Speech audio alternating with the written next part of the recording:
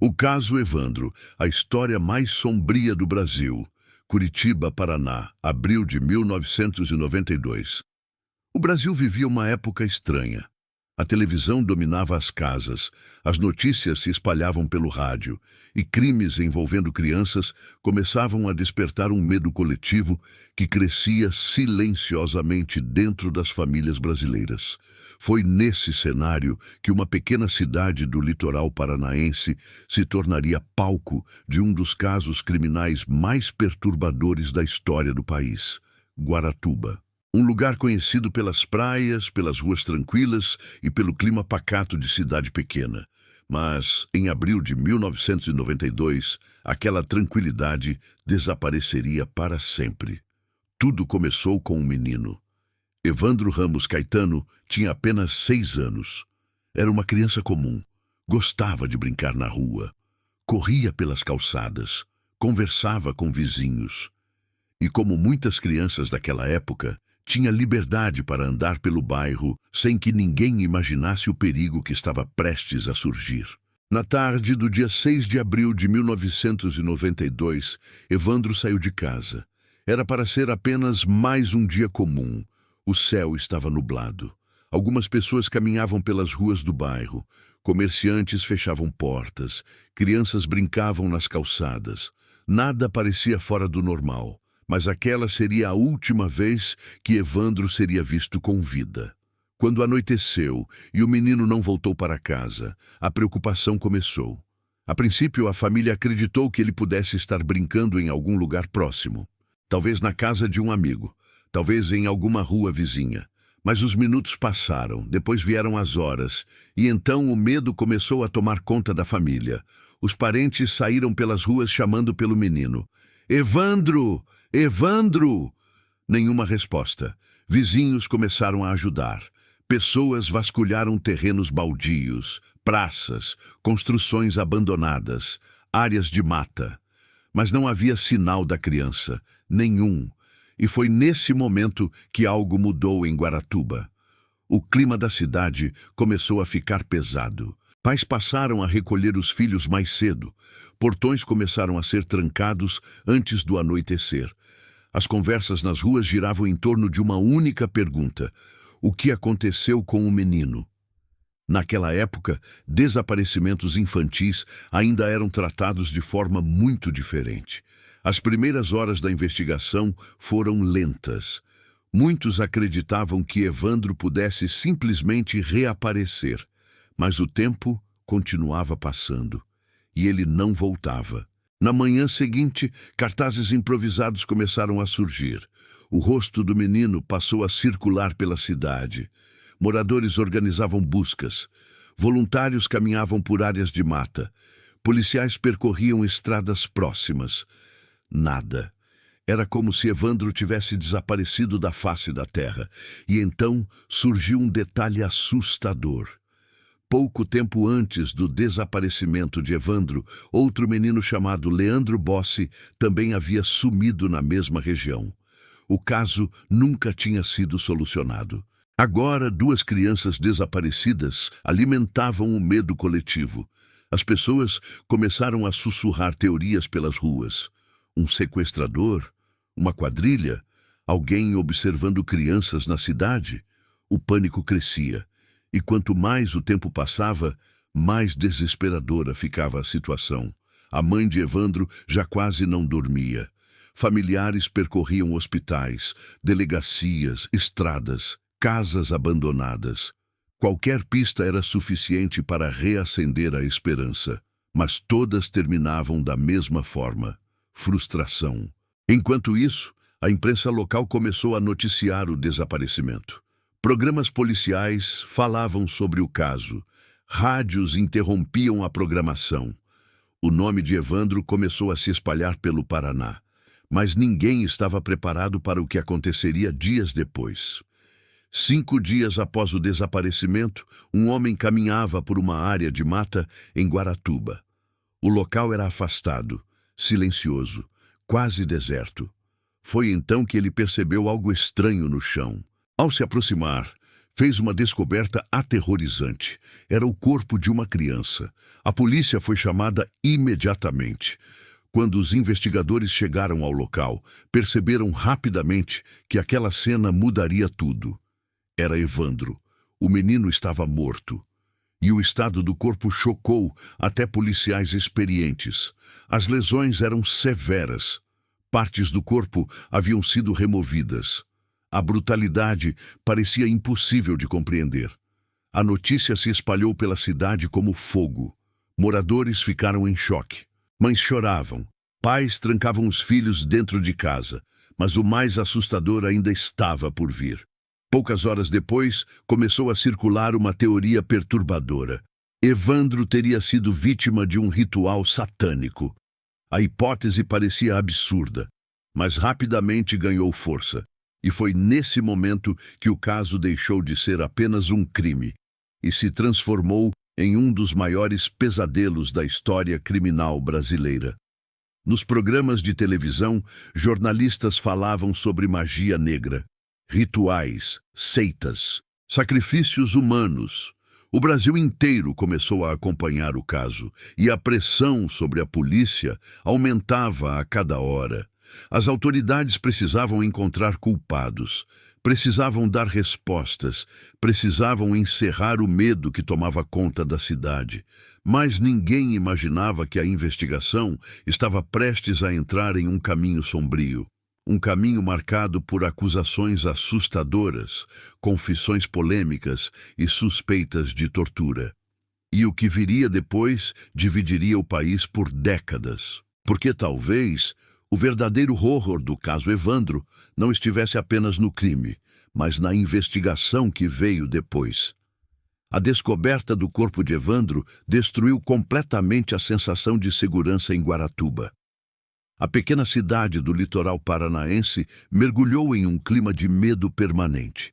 As ruas ficaram vazias, comércios fechavam mais cedo, pais passaram a acompanhar os filhos até a escola, e qualquer pessoa desconhecida começou a ser vista com desconfiança. Mas enquanto a população tentava lidar com o horror do crime, outra força crescia rapidamente: a pressão. A imprensa queria respostas, os moradores exigiam prisões e a polícia precisava mostrar resultados. O caso já começava a ganhar repercussão nacional. Programas policiais exploravam cada detalhe, jornais estampavam manchetes assustadoras. E a hipótese de ritual satânico começava a dominar completamente a narrativa. Na televisão, especialistas apareciam falando sobre ocultismo, seitas, sacrifícios, magia negra. O Brasil estava hipnotizado pelo caso. E quanto mais o medo aumentava, mais surgiam rumores. Alguns moradores juravam ter visto pessoas realizando cerimônias estranhas em áreas afastadas da cidade. Outros diziam ouvir gritos durante a madrugada. As histórias cresciam rapidamente, quase sempre sem provas. Mas havia um detalhe importante. Naquele período, o país vivia uma verdadeira febre de histórias envolvendo satanismo e rituais. Filmes, novelas e programas sensacionalistas alimentavam o imaginário popular, e isso influenciou diretamente a forma como o caso Evandro começou a ser investigado. A polícia passou a procurar não apenas um assassino, mas possíveis participantes de uma seita. E foi então que o caso tomou um rumo explosivo. Alguns meses após a morte de Evandro, investigadores anunciaram ter encontrado os responsáveis pelo crime. A notícia caiu como uma bomba. Entre os acusados estava Celina Abage, esposa do então prefeito de Guaratuba, uma mulher conhecida na cidade, ligada à elite política local, frequentadora de eventos sociais, figura respeitada por muitos moradores. Junto dela, também foram acusados Francisco Abage, Beatriz Abage e outras pessoas supostamente envolvidas nos rituais. Segundo a polícia, o grupo participava de cerimônias macabras. Os investigadores afirmavam que Evandro teria sido morto como parte de um sacrifício ritualístico. A acusação parecia inacreditável. Mas a imprensa transformou aquilo em um espetáculo nacional. As manchetes eram cada vez mais chocantes. Seita satânica mata criança. Ritual macabro em Guaratuba. Crime satânico no litoral do Paraná. O caso explodia em audiência. Programas de televisão exibiam dramatizações. Especialistas eram convidados para comentar ocultismo. Repórteres cercavam delegacias. Enquanto isso, a população reagia com revolta. Muitas pessoas já consideravam os acusados culpados antes mesmo de qualquer julgamento. A cidade se dividiu. De um lado, quem acreditava que os suspeitos eram monstros. Do outro, quem começava a desconfiar que algo naquela investigação parecia estranho. E existia um motivo para essa desconfiança. As confissões dos acusados começaram a apresentar problemas. Muitos problemas. Alguns depoimentos eram contraditórios. Detalhes importantes mudavam constantemente. Certas versões pareciam ensaiadas, mas mesmo assim, a polícia insistia que o caso estava solucionado. Segundo os investigadores, os acusados haviam confessado participação no crime, e para boa parte do país, aquilo parecia encerrar o mistério. Mas havia algo perturbador, escondido por trás dessas confissões. Algo que só seria descoberto muitos anos depois. Na época das prisões, algumas pessoas próximas aos acusados começaram a relatar comportamentos estranhos. Os suspeitos apareciam assustados. Alguns choravam constantemente. Outros demonstravam medo extremo ao falar da polícia. Rumores começaram a circular. Será que aquelas confissões haviam sido obtidas de forma ilegal? A dúvida crescia silenciosamente. Mas naquele momento, quase ninguém queria ouvir isso. O Brasil estava dominado pelo medo. E o medo cria monstros. Quanto mais o caso aparecia na televisão, mais a população exigia punição rápida. As pessoas queriam culpados, queriam respostas, queriam acreditar que o mal havia sido identificado. Só que a investigação escondia detalhes inquietantes. Algumas provas eram frágeis, perícias apresentavam inconsistências e certos depoimentos pareciam incompatíveis com os laudos. Mesmo assim, as acusações continuavam. A polícia afirmava que o grupo realizava rituais há bastante tempo. E então surgiu outra conexão assustadora. Os investigadores passaram a relacionar o caso Evandro ao desaparecimento de Leandro Bossi, o menino que havia desaparecido meses antes. Segundo algumas teorias, os dois casos poderiam estar ligados. A possibilidade de existir uma rede criminosa atuando contra crianças deixou o país em choque. Mas existia um problema gigantesco. O corpo de Leandro nunca foi encontrado. E não havia provas concretas ligando diretamente os acusados ao desaparecimento dele. Ainda assim, o clima de histeria coletiva continuava crescendo. A imprensa explorava cada detalhe. Repórteres cercavam familiares, câmeras acompanhavam movimentações policiais.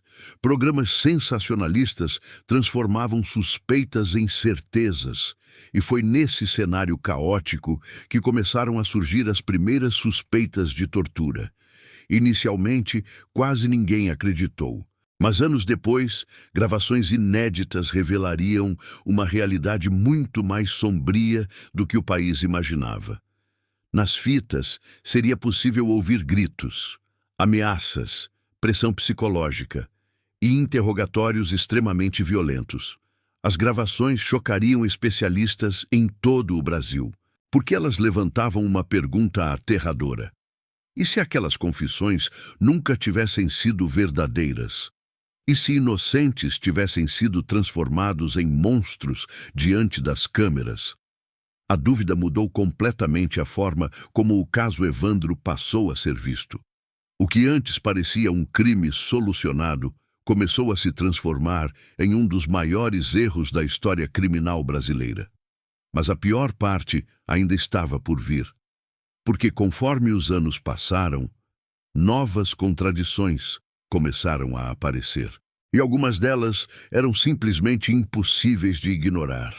Com os acusados presos e a imprensa tratando o caso como solucionado, Guaratuba parecia respirar por alguns instantes. Mas por trás das manchetes e das entrevistas policiais, algo não se encaixava. Quanto mais os investigadores aprofundavam os depoimentos, mais contradições apareciam. Alguns acusados descreviam detalhes diferentes sobre o suposto ritual.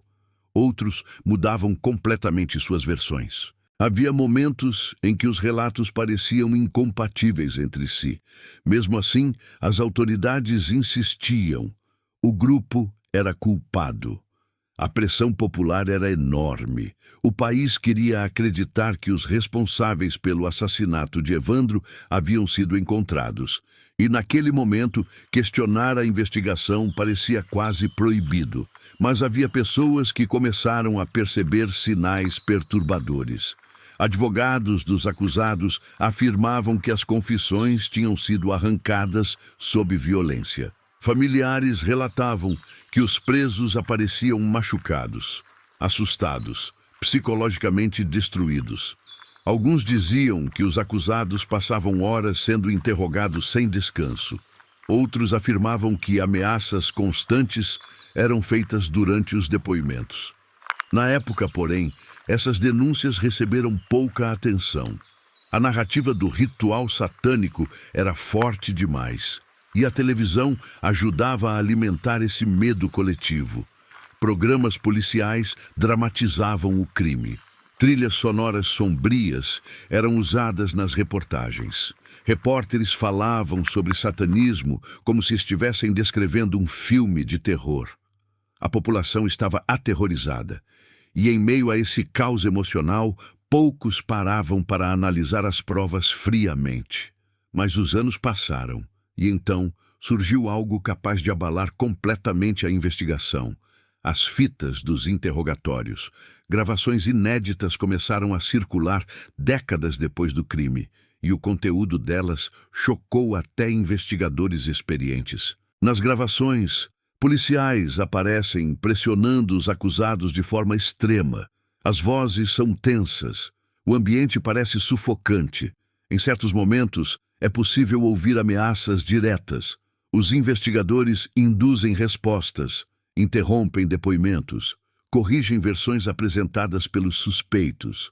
Alguns especialistas classificaram aquelas gravações como evidências graves de coerção psicológica. Outros foram além. Disseram que as confissões poderiam ter sido completamente fabricadas. A revelação caiu como uma bomba.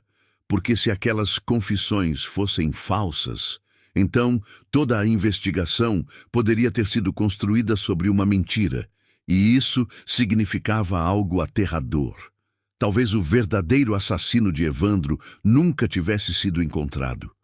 O país voltou a discutir o caso. Jornalistas começaram a revisar documentos antigos. Peritos analisaram novamente laudos da época. Advogados denunciaram irregularidades processuais. Quanto mais detalhes apareciam, mais o caso se tornava nebuloso. Algumas provas físicas nunca haviam sido devidamente preservadas. Depoimentos importantes desapareceram dos autos. Certos laudos apresentavam inconsistências difíceis de explicar. E havia um detalhe particularmente inquietante. Muitos dos acusados pareciam confessar exatamente aquilo que os investigadores queriam ouvir, como se estivessem repetindo uma narrativa construída pela própria polícia. Isso levantou uma pergunta devastadora. Até que ponto a pressão social influenciou a investigação? Porque naquele momento o Brasil vivia um clima explosivo. A mídia exigia respostas imediatas, a população queria justiça rápida e as autoridades estavam sob enorme pressão política. Em casos assim, encontrar culpados rapidamente muitas vezes se torna mais importante do que encontrar a verdade. E talvez tenha sido exatamente isso que aconteceu em Guaratuba. Enquanto o debate crescia, o caso começou a dividir completamente a opinião pública. De um lado, pessoas convencidas de que os acusados eram assassinos perigosos. Do outro, quem enxergava ali um caso clássico de perseguição e tortura policial.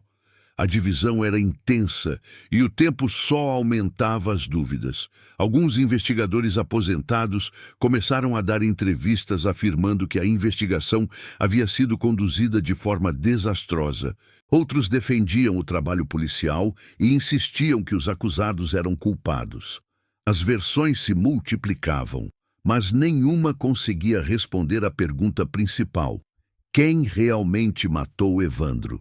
Porque apesar das prisões, julgamentos e manchetes, o mistério nunca desapareceu e existia outro detalhe assustador. O desaparecimento de Leandro Bossi continuava sem solução. O menino jamais foi encontrado. Isso fez crescer uma teoria perturbadora. Talvez existisse algo muito maior acontecendo em Guaratuba naquela época. Uma rede criminosa, um grupo atuando na região, ou apenas uma sucessão de erros que acabou destruindo vidas inocentes. As perguntas se acumulavam, e conforme novas gerações descobriam o caso pela internet, podcasts e documentários, o interesse público voltava com força. Milhares de pessoas começaram a investigar os fatos por conta própria. Fóruns surgiram, teorias foram criadas, detalhes antigos passaram a ser analisados quadro por quadro. E então, o caso Evandro deixou de ser apenas uma investigação criminal. Ele se transformou em um fenômeno nacional, um quebra-cabeça sombrio onde ninguém parecia possuir todas as respostas. Mas talvez o aspecto mais assustador de toda essa história não seja o crime em si, e sim a possibilidade de que o sistema responsável por encontrar a verdade tenha ajudado a enterrá-la. E quando parecia que o caso já havia revelado todos os seus horrores, novos detalhes começaram a surgir. Detalhes capazes de mudar completamente a forma como o Brasil enxergava aquela tragédia. Décadas haviam passado, mas o caso Evandro continuava vivo na memória do Brasil. O que deveria ter sido apenas uma investigação criminal se transformou em algo muito maior. Um labirinto de versões contraditórias, teorias assustadoras, erros policiais e perguntas sem resposta. Conforme os anos avançavam, uma nova geração começou a descobrir o caso. Pessoas que nem sequer eram nascidas em 1992 passaram a mergulhar nos documentos, entrevistas e gravações antigas. Na internet, fóruns inteiros foram criados para discutir cada detalhe da investigação. Vídeos, podcasts, documentários, reportagens especiais. O caso Evandro renasceu e, junto com ele, surgiram novas suspeitas. Muitos investigadores independentes começaram a perceber inconsistências graves nos autos do processo. Alguns depoimentos não coincidiam com horários registrados oficialmente. Certas provas desapareceram misteriosamente. Testemunhas mudaram versões importantes ao longo do tempo, e havia um detalhe particularmente perturbador. Algumas confissões continham informações que já haviam sido divulgadas pela própria imprensa antes dos interrogatórios. Isso levantou uma dúvida assustadora. Os suspeitos estavam realmente revelando detalhes do crime, ou apenas repetindo informações que já circulavam nos jornais? A pergunta abalou completamente a credibilidade da investigação. Especialistas em criminologia passaram a analisar o caso com mais profundidade, e muitos chegaram à mesma conclusão. O processo estava contaminado pela pressão pública. Naquela época, o Brasil queria desesperadamente acreditar que havia encontrado monstros. A ideia de uma seita satânica aterrorizava e fascinava ao mesmo tempo. A mídia explorava esse medo diariamente, e enquanto o país assistia horrorizado às reportagens, a investigação parecia cada vez mais distante da objetividade. Mas as dúvidas não paravam de crescer. Alguns peritos começaram a questionar a própria hipótese de ritual satânico. Segundo eles, não existiam elementos técnicos suficientes para afirmar que o crime possuía motivação ritualística. Outros especialistas defendiam exatamente o contrário. Diziam que os ferimentos encontrados no corpo de Evandro indicavam claramente um assassinato ritual. O caso mergulhou em um território perigoso. Ninguém concordava sobre nada. Enquanto isso, o desaparecimento de Leandro Bossi continuava sem solução, e isso fazia surgir teorias ainda mais sombrias. Algumas pessoas acreditavam que os dois casos estavam diretamente ligados. Outras defendiam que a polícia apenas utilizou o desaparecimento de Leandro para fortalecer a narrativa contra os acusados. Mas existia uma hipótese ainda mais perturbadora. A possibilidade de que o verdadeiro assassino nunca tivesse sido investigado corretamente, se as confissões foram obtidas sob tortura e se a investigação estava comprometida. Então, talvez alguém perigoso tivesse permanecido livre durante todos aqueles anos. A ideia aterrorizava especialistas, porque significava que o foco da polícia poderia ter sido desviado completamente. E havia motivos para acreditar nisso. Com o passar do tempo, surgiram denúncias de que algumas linhas de investigação haviam sido abandonadas cedo demais. Certos suspeitos nunca foram aprofundados. Algumas testemunhas importantes sequer chegaram a depor oficialmente. Era como se a investigação tivesse escolhido um caminho e ignorado tudo que contrariava aquela narrativa. Isso acontece em muitos casos famosos. Quando uma teoria se torna forte demais, tudo começa a ser interpretado para confirmar aquela versão.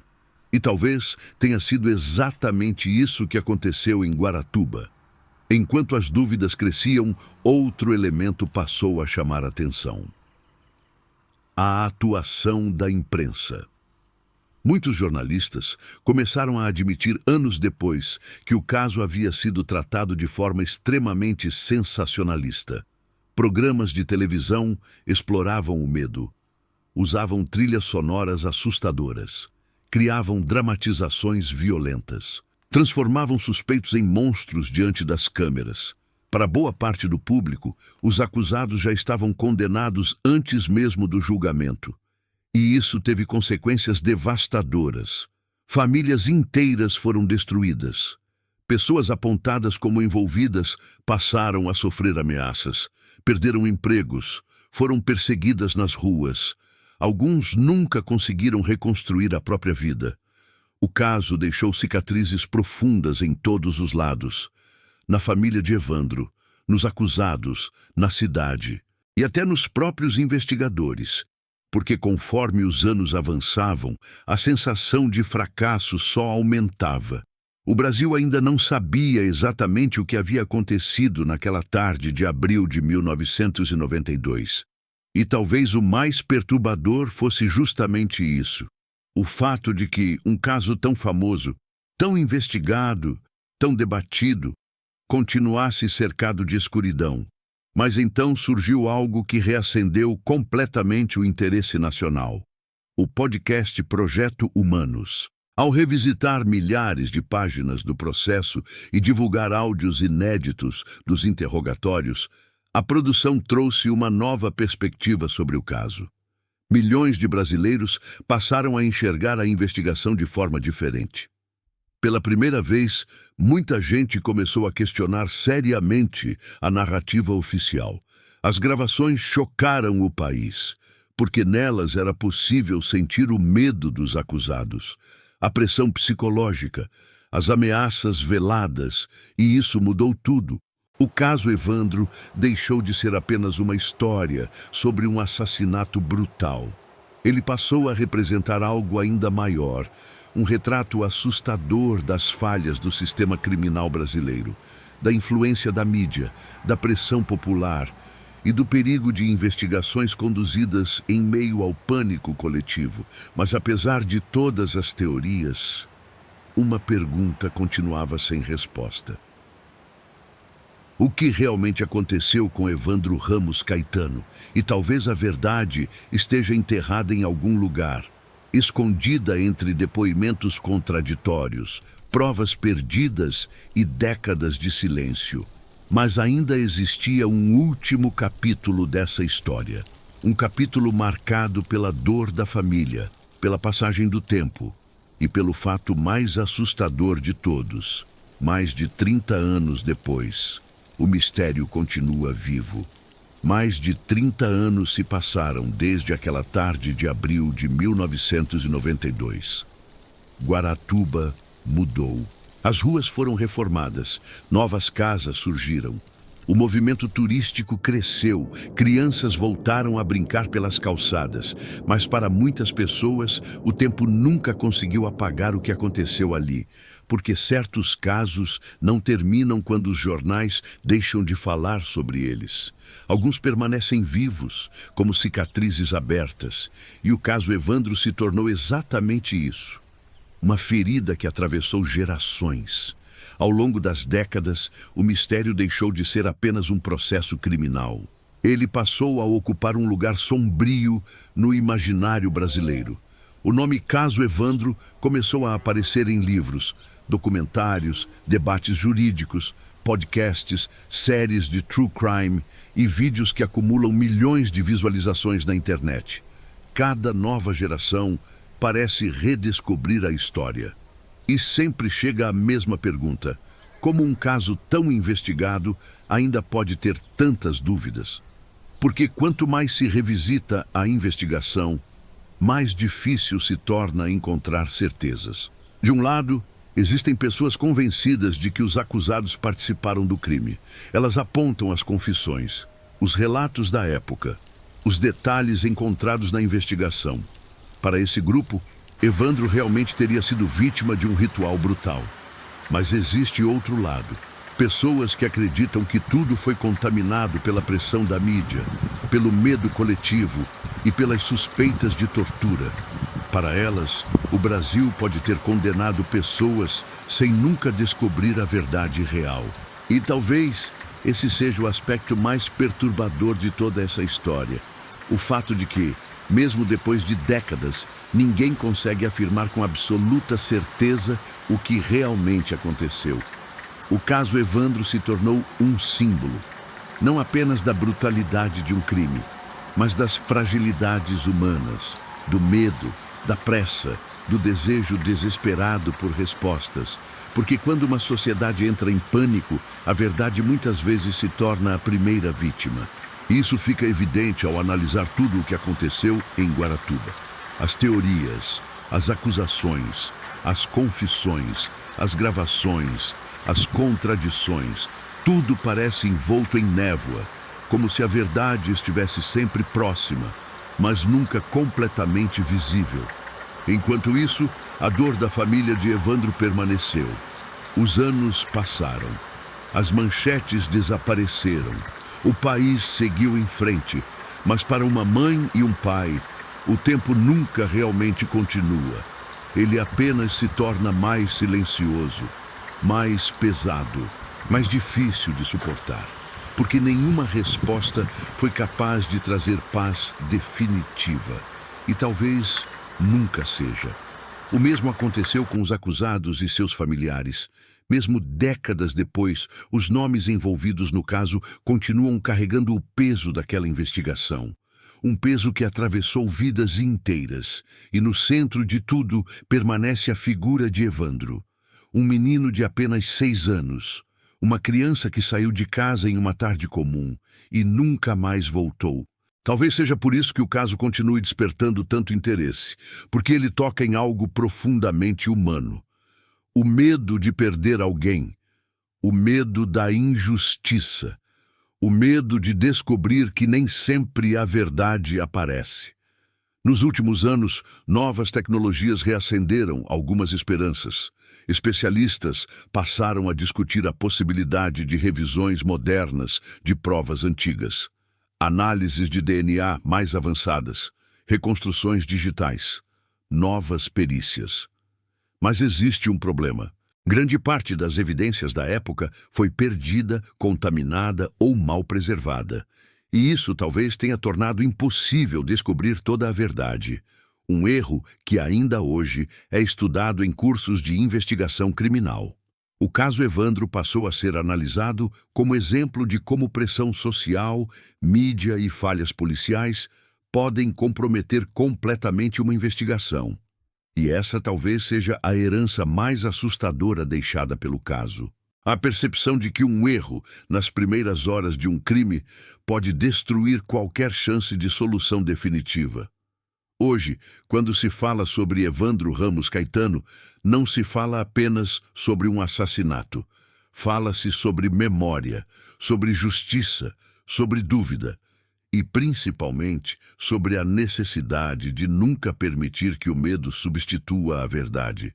Porque talvez o maior mistério do caso Evandro não seja descobrir quem matou o menino, mas entender como um país inteiro mergulhou em uma história onde realidade, pânico e espetáculo acabaram se misturando. E agora eu quero saber a sua opinião. Você acredita que os acusados eram realmente culpados? Ou acha que a investigação foi conduzida de forma injusta?